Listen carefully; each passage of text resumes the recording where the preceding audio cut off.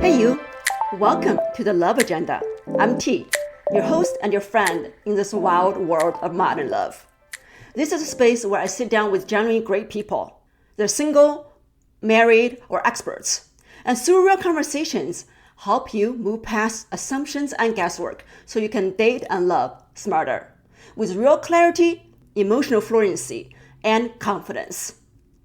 I've been studying love for over 20 years now, and I've turned what I've learned into real relationship tools, the kind that actually makes you better at this, not just luckier. You can check them out at theloveagenda.co, and I really do encourage you to take assessments as well.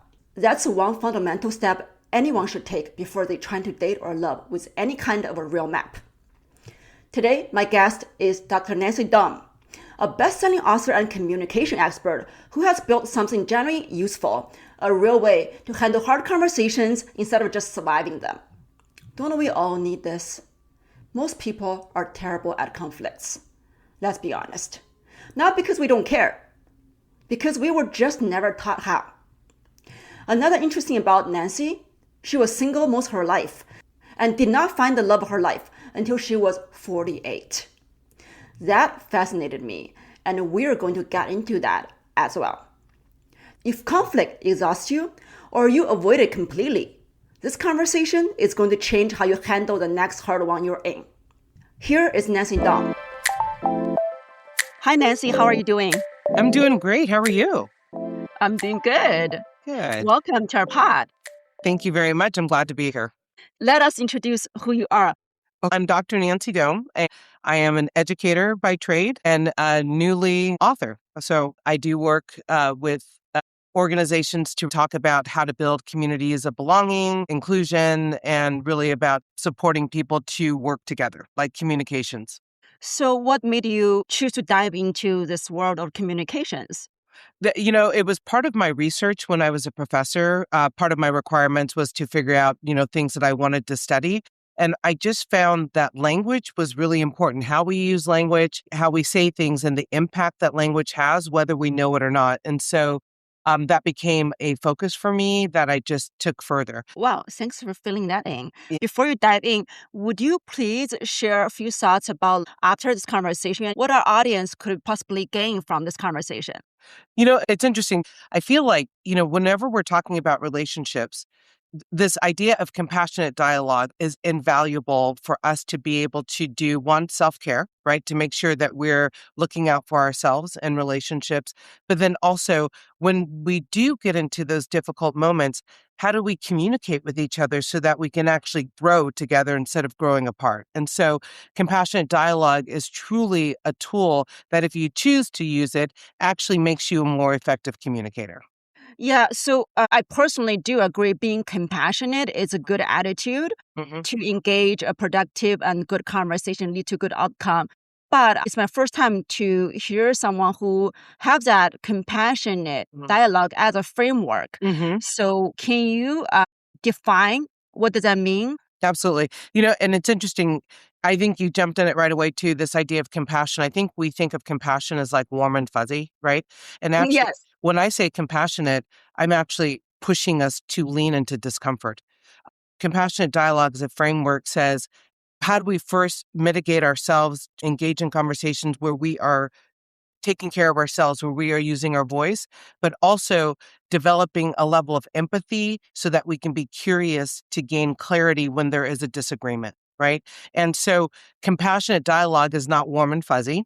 It's not easy. In fact, if you do it, it's probably one of the hardest things you'll do because it really forces you to turn inward and look at yourself and think about how might I also be contributing to this issue, right? How might I also Yeah. be a part of the problem? It's not like your fault. And so how do I Yeah. mitigate my own responsibility, my own feelings, and then show up with you with curiosity? And so if you think about the framework, the compassionate dialogue is the what, and then the RIR protocol, recognize, interrupt, and repair, is the how. Those are the actual steps. I recognize my feelings, I mitigate my feelings, I self-regulate. I interrupt by asking questions and being curious to seek to understand what's going on. And then we repair based on how the interrupt goes. Well, I think the difficult part is for ourselves to really recognize and confront our own feelings that lead to the outcome, right? So that is hardest part. Yes. Yeah. That's self-reflection. And we don't spend a lot of time doing it. We spend a lot of time, unfortunately, in blame. It's always someone else's fault without us really looking to say, where did I contribute? And sometimes that reflection does happen, but it usually happens after the fact when we really have time to That's sit with very it. true. So what would happen if we actually gave ourselves time in the beginning to actually sit with that? And then if you and I are having an issue where I actually get to say to you, you know what, I'm feeling a certain kind of way. I need to take a moment, right? Give ourselves grace to be like, I don't actually know what to say right now, but I need to think about this. And so that we don't end up doing or saying those things that we regret later. I'm really curious about your own journey. I think your personal journey has contributed to your work today, right? Absolutely. Before we dive into more interesting examples that could help us to see this framework more clearly and able to practice in a more productive way, I would like you to share your own story because you have found your partner at your age 48. Am I correct? Yeah. Yeah. Yeah. That is impressive Yeah. Yeah. because And as a woman, it's hard to wait until you're like in your 40s. Are you kidding? To not panic, to not settle for less, right? mhm, mhm. So please tell us more about your journey. Yeah, I didn't start off thinking that it would be that long, but the one thing that I knew early on about myself is that I did not want to settle. I didn't want to just be in a relationship for the relationship's sake. I wanted to be and know that this was going to be my life partner. People may or may not agree with it, but I had this thing. At the 3-year mark, I didn't see myself spending the rest of my life with you. Like if I didn't think I wanted to die with you, then the relationship was over for me. Okay. Were you not panicking in your late 30s and then going into 40s? Were you not concerned you might not be meeting the right person? No, I didn't panic, and I don't know if it's just my personality. I say that I'm a Sagittarius and a fire horse. And if those mean anything to you, I am super independent. And so I think there was probably more fear around having those long-term relationships, honestly, because I Oh, giving up my independence and I really liked my independence. So it was more of a surrender. I think I just was like, I haven't found this person yet. I may not find this person, but I was really happy with me. And I think that's key, right? Like I was happy with who I was. I was happy. I had a good life. I have good friends. And if I needed to go out and date, I could do that. So I didn't have to settle for someone. If I wanted a physical relationship, I could choose that. I just was with a girlfriend who she and her husband divorced 10 years ago, and she has not had another partner in 10 years, and she's extremely lonely. While we're waiting to meet that person, there's also that people will come in our paths, that people in your lives for a season, a reason, or a lifetime. And while I'm waiting for that lifetime partner, sometimes there's a reason and a season. That's my thinking. as a woman, you're not even concerned you're aging. No, I love that I'm aging. Thank God. But let's be honest, getting older means we have less choices, right? Were you not concerned with that? No, you know what? I really wasn't because again, I do not want to settle. I mean, like, there are people that I know that are in marriages and they are miserable. And I Okay, do not choose that. I get that. But what is your recipe of not afraid, just to be able to feel so good and confident of not settling and Mhm. still living a life knowing perhaps you will not find a partner for the rest of your life, right? That's a possibility there. Yep, absolutely it was. Yeah. And in fact, I kind of thought that that was it. I did not think I would get married by the time I was in my late 40s. And so you already told yourself that if I can't find the person that meets my standard, then I'm okay to I'm spend open. my life alone. Yeah, absolutely. I respect that. It is a little hard to resonate because I cannot imagine just spending all my life being alone, to be honest. Like Yeah, getting old in my 60s, in my 70s, I would love a companion who mhm. understands me, who loves me. Yes. Yeah. And so I want to be clear that it was a desire, but the alternative, unfortunately, we have more examples of unsuccessful relationships than, at least for me, than I Yes. did of successful ones. And What I did not want to be is in an unsuccessful one where I'm fighting over half of anything, where I'm unhappy, or I just didn't see that option. And I was really happy. I'm fulfilled with my work. I'm fulfilled with my friends. I got a really beautiful tribe of people that I spend time with. And then the other piece is, although I don't have children, I've got 5 godchildren and I've got my chosen family. So I felt and have always felt fulfilled. And honestly, being a godmom of 5 amazing kids is actually in some ways easier than being a mother because I get the auntie, right? I get all the fun. So your story tells us that having a fulfilling personal life really helps to ground yourself down and not to concern about age or not be able to find someone. It's actually, I think, maybe in a way that gives you energy and perhaps provide opportunities for you to meet the right person. Yeah. And it gives us freedom. It gave me freedom. Right. Yes. I can't say that I always had this attitude, right? I think that in my 30s was probably, if there was a difficult time, that was a time when the idea, the dream was starting to shift. In my 30s, it felt more desperate. But then there definitely was a moment where I just let it go. And I look around and I am fulfilled. And what's missing is that partner, but I'm still having beautiful relationships. I was still dating and I had relationships that would last for multiple years. I didn't want to waste anyone else's time and I didn't want to waste mine. And I felt like there's a couple of those relationships I could have stayed in longer because they were happy. I just didn't see my forever in them. But if I would have stayed with them longer, wouldn't that have pulled me out of the pool of actually meeting my forever person, right? Yeah. And Yeah, so, that's for sure. Yes, I think in our real life, people often afraid of leaving their current relationship in yeah, that sense. yeah. Yeah. And it's okay, but I want it more than okay.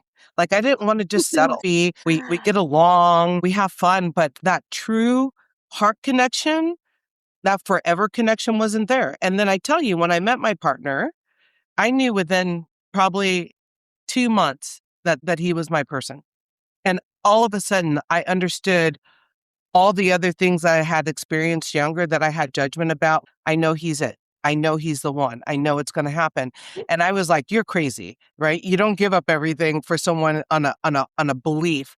And all of a sudden, I believe that intuition, our human intuition is very powerful. yeah, absolutely. And I just hadn't experienced it. And when I did, I was like, oh, I get it now. Wow. Wow, Yeah. Nancy, I just loved hearing you saying it. You have this natural confidence of just knowing yourself. So through what you just told me about your journeys from your 30s to today, the transformation of thinking and not settling. Yeah. Yeah. I think that's a Yeah, I nice thing. truly admire that. Yeah. Thank you. Yeah. How did your personal experience really contribute to the compassionate dialogue framework you have created? I would say that the compassion dialogue framework has lived in, and that's actually my new book, really is this idea of reflecting it, going back and seeing how it's lived throughout my life. But what I learned is the relationship that I had before my husband was someone that I had dated in college and we reconnected, 30, 40 years later. In college, I thought he could have been my person. Then when we reconnected, I thought he could be my person again. It was almost like history repeating itself. The same kind of unhealthy dynamic reemerged in our relationship. And I really believe that that was crucial in my ability to be ready for my husband, because what it did was I started to lose myself in him again and make sacrifices that I wouldn't normally make, and kind of in pursuit of this idea. And when it ended, I was like, oh, I'm never doing that again. It reminded me that, you know what, don't compromise. I Don't get it. you be you from the beginning, right? Show up. And also, if there's something in behaviors that I don't like or that that I see in my partner that are deal breakers, I need to say them up front. I don't need to wait and hold my tongue and hope they go away. I Oh, need yeah. to express them, right? I I love that. Nancy, how did you get there? Yeah, well, it was going through that heartbreak, right? And realizing when I reflected and set back, I didn't hold him accountable when he didn't call when he said he would. And that is on you, right? And that is on me, Yes. 100%. So Because it's important to speak out. it is, we have to set the boundaries and We then do. hold them accountable with anybody, whether a partner, a friend, a job. What are our boundaries? And then when Yeah. someone crosses them, what do we do? And Yeah. I didn't do that. Yeah, and also perhaps this is where your framework may come in is when you see a deal breaker, you might be calm, but for some people, they might be really upset or angry. Mhm. It's like, Mhm. oh no, oh Mhm. no, right? Mhm. So in this moment, what are the best strategies? Maybe you can provide example of how do we engage, bring up, open this conversation so this can be a good conversation with Yeah. love. Yeah, absolutely. The best example is my personal one. My husband and I had one issue that was kind of a deal breaker. Oh And yeah. and this is before we got married. And I saw this pattern emerging and I literally stopped and I just said, hey, I've shared my history with you before. I've shared that this triggers me. If we can't figure this out, I can't be in this relationship. I know you're my person, but this is a deal breaker for me. And Oh, I love I it. need I love how you communicated that. yeah, It's firm and it's not harsh. not It's hard. super clear with your boundaries and it's so responsible also. Yeah, absolutely. And I gave him a choice. It wasn't like you do this or else. Right. It's about Yeah. I'm in this mode of needing to care for me. And in order to care for me, this has to happen. And if you can't do it, I love you, but this isn't going to work for me because I already know what will happen to me in this situation. And that was it. And I kid you not, he heard me. He acknowledged his own role in it immediately, and that's the protocol does not actually call for that. The protocol is about how you show up, and then you have to release any attachment to what the other person does. They get to do them, right? But the best case scenario is when they actually respond positively to your feedback, of course. It's like I hear you. Yeah, I hear you. Exactly. We've been married now 7 years, which is crazy.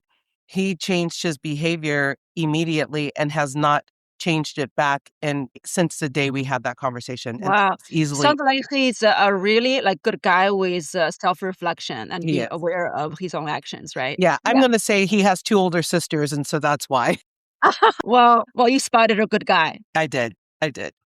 You also mentioned there was no artificial honeymoon period. Yeah. Yeah. Would you please share more on that? Yeah. Especially when we're younger, we want to show our best selves, right? I actually dated someone who there was things I saw and I asked him questions like one. I said, "Do you have any children?" Which at our age in the late 30s, early 40s, I would not be surprised if a man I'm dated had a children. Normal, legit question to Right. ask. I think it's legit and it's not a deal breaker. And he's No. like, "No, I don't have children." And then I asked him one other thing and he said no. And then I found out a year into dating that he actually did have a child. Oh, no. And he had lied about something else, and I said, "Why would you lie to me?" He's like, "My mom always told me to put my best foot forward."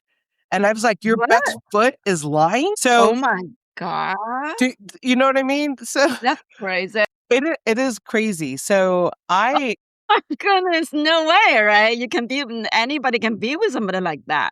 yeah, no, and you can't. So, for him, that's a honeymoon period. He's trying to paint a picture of what he thinks I want. Yeah. Right? And I think we Yes. do that in the honeymoon period. And I don't actually know what you want. I think I know what you want. So I'm going to show you what I think you want. You And know, go spot ahead. on. Yeah. I think we tend to like to make assumptions instead of asking the questions Yes. directly. And it's nothing wrong. I think it's sexy for both genders to be able to ask questions directly. Yes. Yeah. Yes. I think so. Yeah. I'm interested in knowing what exactly are you looking for or what about me Yeah. that you think are great, not great. I'd love to hear about it. Yeah. Yeah. Hear me fart. If I fart, I fart. Like Well, I did not expect to get into that today. I know, but I mean, but that's a honeymoon period, right? It's like we're on our best behavior and they don't see us when we are really truly being us. And I really feel like let's cut to the chase. I want you to see all my flaws, all my blemishes from the beginning. And then if you still want to be with me, then you're choosing me. You're not choosing an idea of me. I don't want anyone to have an idea of me Yeah. because I'm going to show up eventually.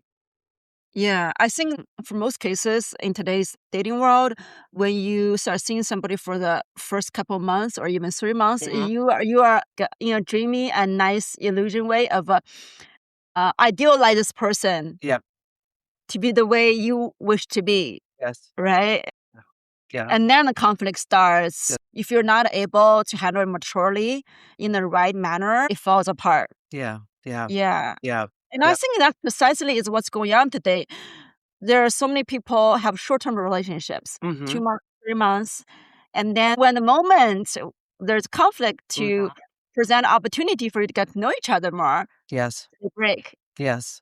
Yeah, which is really unfortunate. Yeah, it Yeah. really is. That is the moment where you get to figure out who this person can be for you. Yeah. Well, I guess it didn't happen because they're not the right person for each other at That's that right. moment. I think in the moment is key. I know that if I had met my husband before that last relationship, I'm not sure it would have worked the same way. But that last relationship reminded me who I was. It reminded me who I wanted to be. And so when I met my husband, I was clear in a way that I hadn't had to be for a while. I see those things, maybe people see them as failures, but I see them as lessons. I think every relationship is an opportunity for me to grow and learn and be better for the next one. Are you always this positive minded? I am. From the get go, I am. Wow. Wow. Well, okay. So you're saying to your audience that stay authentic when you start out Yes. dating from the Yes. very beginning. 100%. From the, Yeah, you know what? I totally agree with yeah. that. Yeah. Yeah. So for someone dating in their 40s or 50s who worries they're running out of time, hmm what is your advice? How do they separate healthy compromise from abandoning a core value? That's really a good question.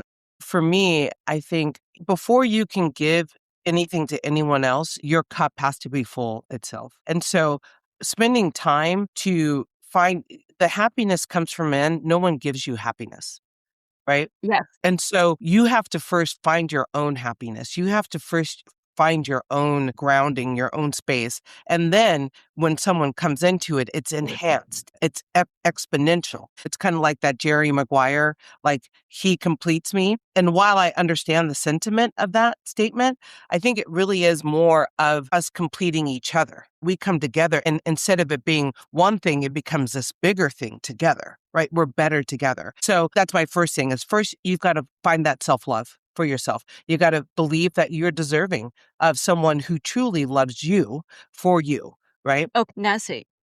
So again, how did you get here? Self-love, that's a journey. I grew up in West Hollywood in Los Angeles. I think that probably saving grace was that I was a really good athlete. I was smart, and athletics allowed me to have a self-image that maybe I would not have had if I didn't play sports. Because I was a big girl. When I was in college, I'm 5'10", 195 pounds. And even though I'm only 17% body fat, I'm still bigger than my contemporaries, right? I'm still Yeah. 50 pounds heavier. So it was always like guys in bars coming up and grabbing my muscles and saying, "You're a butch," or "You're strong." But volleyball paid for my undergraduate. It paid for my master's. It paid for my graduate. It allowed me to travel the world. And so my body image was super positive because of what it was able to do for me. And I think that's kind of where my confidence came, is that I'm really good at it. And I knew that my body was the reason I was able to be as successful as I was. And so that helped me. I didn't grow up looking, there were moments, I'm not going to lie. I mean, as a teenager, as a Black girl in the 70s growing up and looking at all the imagery, and everyone's very slim, and, no hate on that. That's not my body type. I am not designed to be 120 pounds. I'm just, so there were those moments where I didn't see myself reflected, but in sports, it reinforced that, hey, I'm perfect for what I am. And that was very helpful Oh, for me. wow. Wow. I love that story because for me, it's easy. My body is Asian style. I'm slender. And it fits into the generic appreciation of beauty in today's world. Mhm. So I don't have a problem with that, right? I don't have to go through that to Mhm. really find the self-love Right. in that way. Yeah, I understand. So I can see that for you being very different hmm as a woman, that could be a journey, a struggle hmm mentally to be able to really accepting hmm how you were born, how you were designed for, right? hmm hmm Yeah. Yeah. Yeah. Well, I'm glad you found yourself and you Me accepted too. yourself. Yeah. That powerful self-love. Yeah. Yeah. It's hard to not love yourself when, like, I look around and I feel so blessed. I feel so fortunate. And we have to actively go out, if we don't have those models in front of us, I think it's important to go out because, you started off about we're like worried about being aging. And I think also my mentality about aging is really more like, I think of aging as wisdom.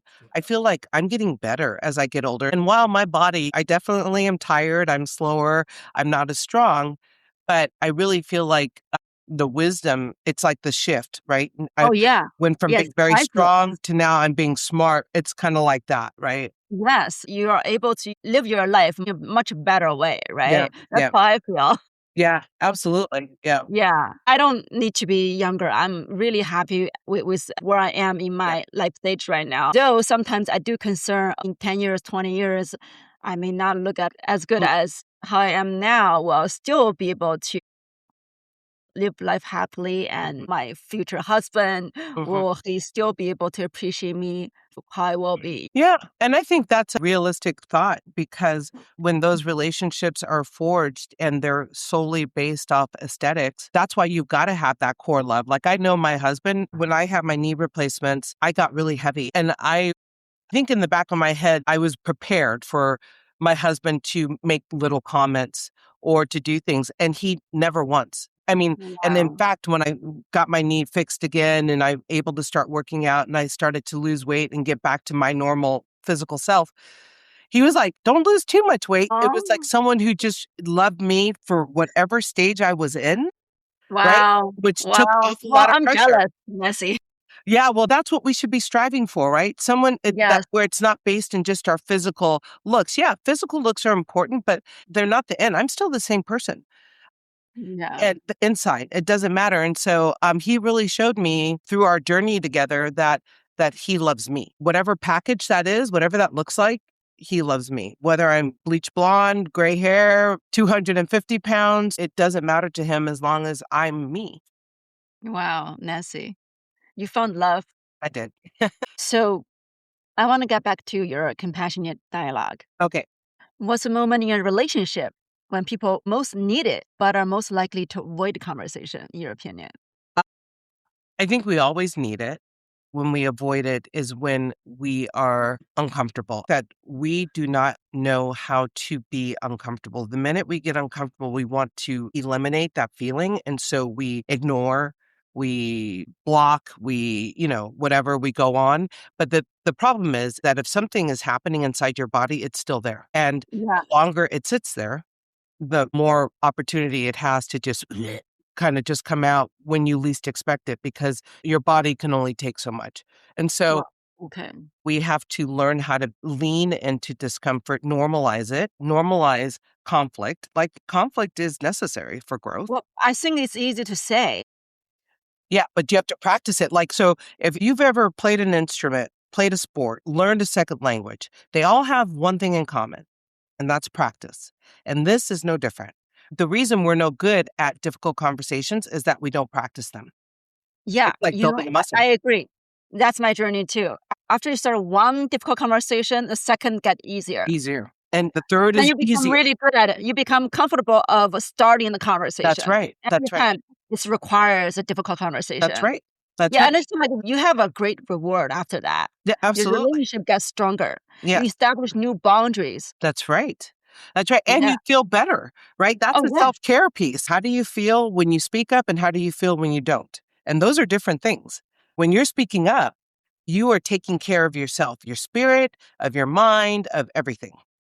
So, Nancy, in this case, what is your one tip that could help people to be easier to open up this conversation in a conflict situation where they want to avoid, want to walk away? I think taking a moment, I call it riding my emotional wave. You take a moment and you think about what does it cost me to be silent? What does it cost me Yeah. to be silent?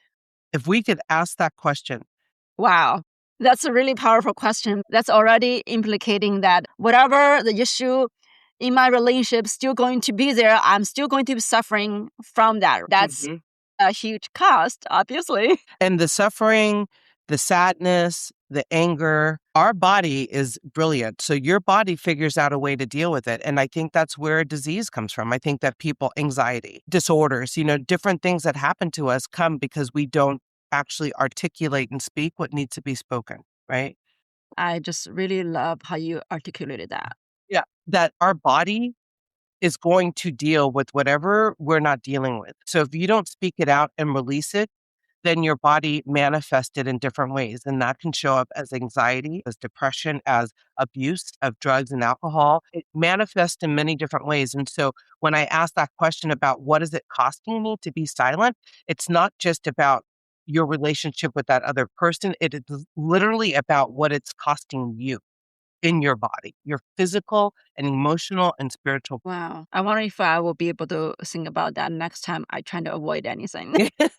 Well, I think you will. Oh, and you mentioned about The IRR, the RIR, it's recognize. So, how am I feeling? Go back to that question. What is it costing me? Right. So, what am I feeling in this moment? Am I feeling recognize. sad? Am I Yeah. feeling right? Angry? And it's not about the other person. I think people look at recognize and they're like, well, my partner is a jerk because he said this. And that's not it. It's about when he's a jerk, it makes me sad. It hurts my feelings. That's the recognize. And when I'm hurt, I eat, or when I'm hurt, I drink, or when I'm hurt, I get silent. That's Yeah. the cost. So once I recognize and I'm like, oh, okay. So I know that I'm hurt. And I know that if I don't deal with this, the hurt shows up in these ways. And so then I can self regulate. And I'm like, okay, I know I'm hurt. So now I can go to interrupt the I. And the interrupt says, what question can I ask? What perspective can I share? Or what impact? So I might say to that, wow, what you just said hurt my feelings. And so now my question is that what you wanted to do? Very direct. If your answer is yes, I know that this relationship doesn't have much of a future. If your Yeah. answer is no, then my next question is then what was your intention? Brilliant question. Is Yeah. that what you wanted to do? To hurt me? To Yeah. make me feeling sad? Yeah. Because we never get there. We talk about the thing, but we don't talk about, like, I want to know the intent because the intent is what I'm going to make my decision on. Yeah, for sure. Right. Right. Yeah. And then the repair is after we've had this conversation, how do we heal? How do we come back? And does it mean I need to set boundaries like I did with my husband? Do I need to set a boundary that says, when this happens, this is this? Or do I need to set an expectation or whatever? And how do we do that collaboratively? How do Or we? should I leave this relationship? Yeah, right. In my first book, I talk about repair is sometimes divorce. That is a form of repair. Sometimes the relationship no longer serves us and we need to let it go. Yeah. Well, that's also another conversation because leaving somebody is a big topic. But I get you. Yeah. Yeah. Question for you. I mean, do you stay in a relationship that's causing you pain? People do. Yeah. And how do we help them understand that is not serving them? If we always come back to that self-care piece, that you're not being served in this, that we have to figure out how to have that self-love to understand that me being Yeah. alone is far better than being in this toxic relationship. I think it definitely goes back to self love, but I Mhm. think people get caught up in the material world, Mhm.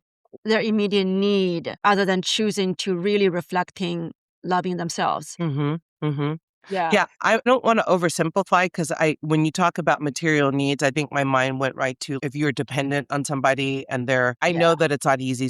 I had a relationship that I knew needed to end, but it took me 6 months to end it because I was trying to do it in a way where it did not cause harm to either one of us. Yeah. So I think to have a recognition that, Mhm. oh, okay, this relationship no longer serves me. I really should be leaving. I Mhm. think that's a good start point. Yes, yes. Building up to it. Yes, yeah, Yeah. absolutely, and that it may take time to plan. There's something about planning that actually brings you energy back. When you Yes, know definitely. I agree. Yes. yes, It's like a project. yes, yes, all of a sudden there's a light at the end of the tunnel, whereas before it seemed like it was just dark all the time. Yes. Yeah, Now I'm working on this. that's right. Well, Okay. based on everything we've been talking, what would you say to someone who has been ghosted or hurt and feels too tired to risk Mm. honest conversation again? I think honesty and, transparency are super important. And so I tend to put everything out there so that you get a choice of whether or not you're going to honor how I feel. If I was cautious, I would enter the next relationship and say, hey, I've been hurt and I don't mean to lay all this luggage at you, but these are the things that I need to happen. Sometimes when we are needing to protect ourselves, when we are feeling like we've been hurt, it is okay to let somebody know in the very beginning what we need. I call it clarity. The only way that I can expect you to respect my feelings is for me to tell you what my feelings are. And if I'm not willing to tell you directly what they are, then how can you respect them? How do you know that you've even violated them if I haven't been clear? So may I give you one quick example? I dated a guy and we were talking and he said to me, the one thing I'm going to ask that you never do is don't ever leave when you're angry and don't ever yell at me. In theory, it sounded really good. So we had our first opportunity to try this very soon. My instinct was to leave, but I remembered what he said, so I stayed in. And the next morning, I had the conversation with him that I needed to have. The first one, he's like, I hear you. I appreciate it. I don't agree, but thank you for staying and not yelling. I thought the relationship was over. He sat in it for 2 days. When I got back home, he left me flowers and a note and said, I get it. You were right. It'll never happen again. And so him telling me that up front, because my instinct was to run away, forced me to stay and it allowed our relationship to thrive. So that's an example of being direct, telling people what you need, and they get the choice to honor it or not. Yeah, I think just being honest and letting the people choose. We can't take people's choice away. And if I tell you that, then you understand when I get quiet. You understand if I retreat. Maybe you use your skills to help pull me out of that. You show me your love by supporting me in those moments. Okay, that makes sense. I have one last question before we end this conversation. Okay. What is one sentence a listener can use this week from you to begin a hard conversation with more compassion and less defensiveness? Nancy. I'm going to have you insert the blanks. You start a difficult conversation by sharing the impact on you. So that hurt me, or I'm surprised, or whatever. And then you follow it up with a question. What do you want to know? So, you know what you said really caught me off guard. Can you tell me what you meant by that? So you share the impact on you so that people know that you're not attacking them. You're talking about how it landed. And then you ask the question that you want an answer to. If you use that strategy, I promise you, it puts you in a different place. Because instead of me accusing you of something. Could you provide 2 more sentences that we can use? It could be simply saying, wow, what did you mean by that? It's always going to be a question. It's always going to be a question that helps you understand. So the question can be anything. It depends on the situation. It can be, tell me more. What do you mean by that? It could be, did you intend to hurt me? Or just clarity. What do you mean by that? Please explain, because this is what I heard, but I want to make sure I heard the right thing. Just kind of like what you did with me. Like you asked for clarity to make sure that you're talking about the same thing in the first place. Okay. All right. Thank you so much, Nancy, for this input and everything you have shared, especially your personal journey. I really appreciate that. Yeah, thank you. I enjoyed being here, and it's been nice talking with you. Well, I hope your journey to self-love has inspired and encouraged other women here, or perhaps men. Yes. All Yeah. people. If our audience is interested in knowing your work, where do they find you? drnancydome.com. That's where you find me, and you can find all the information for me. Okay, I'll put that in the show notes. Okay, thank you so much. Thanks again, Nancy. Yeah, thank you. It's been a pleasure. It's been an absolute pleasure. Thank you for joining us on today's episode of The Love Agenda. Nancy dropped some real wisdom on how to communicate and keep a relationship strong. I hope you found this conversation as hopeful as I did. If any of what we shared today resonated with you, I'd really encourage you to hit subscribe, leave a review, and share with someone who might need it. It generally helps this podcast grow and keep bringing you great conversations for free. By the way, if you or someone amazing you know will be a great guest for this show, you'll find the application link in the show notes. And if you got a relationship question you need answered, you'll find that link in the show notes as well. Just know it will ask you to take assessments first, so I can actually understand your situation and give you an answer that's worth something. That's it for now. This is the Love Agenda. I'm T. Until next time, keep showing up, stay kind, stay curious, and never settle for less than the love you truly deserve. See you in the next episode.